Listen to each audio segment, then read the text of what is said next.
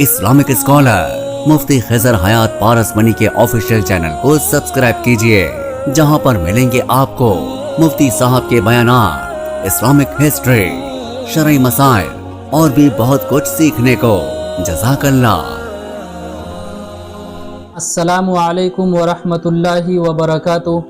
मेरे अजीज़ भाइयों और बहनों, चूँकि हम मगरिबी कल्चर को अपनी ज़िंदगी में तकरीबन ला चुके हैं, हर कोई सोशल मीडिया पर एक्टिव रहता है और जो हरकतें सोशल मीडिया के प्लेटफॉर्म पर देखते हैं उसी को अपने मुआशरे में देखना चाहते हैं।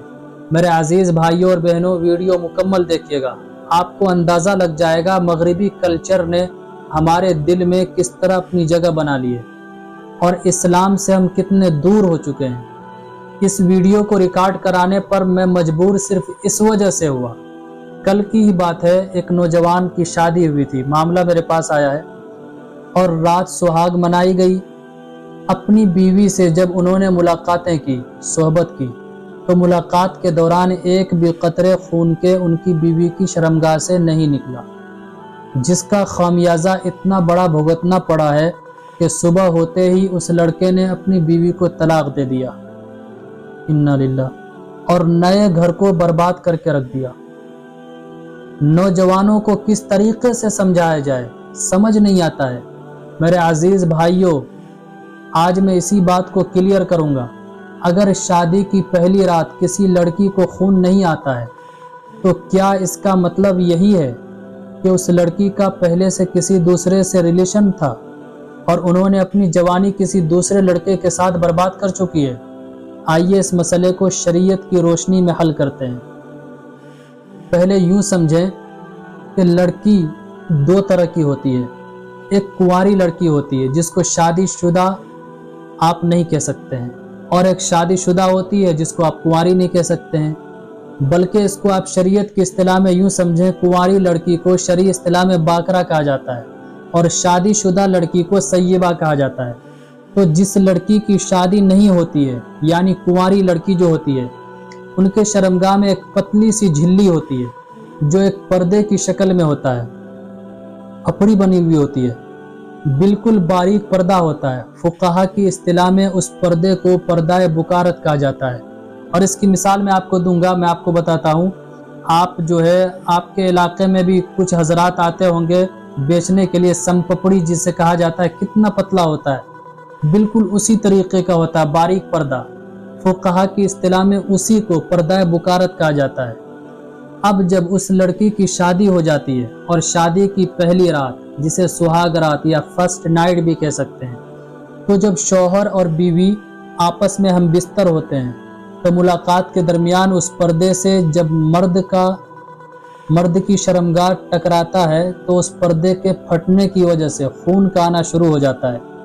अब बहुत सारी लड़कियां ऐसी होती हैं, सुहाग रात यानी फर्स्ट नाइट में उसे खून नहीं आता है, तो क्या वो लड़की गलत होती है?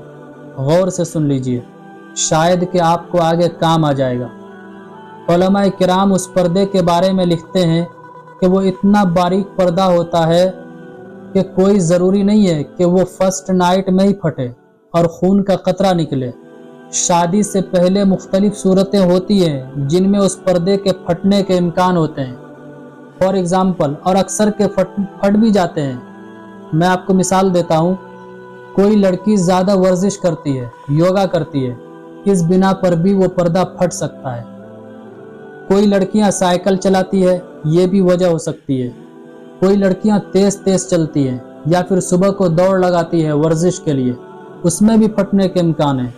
या फिर बहुत सारी लड़कियां ऐसी होती है जिनको पीरियड जब आता है तो खून की तेज़ी की वजह से जब वो जोश मारता है तो वो पर्दा फट जाता है। तो हो सकता है उन सूरतों की वजह से भी वो पर्दा फट जाए।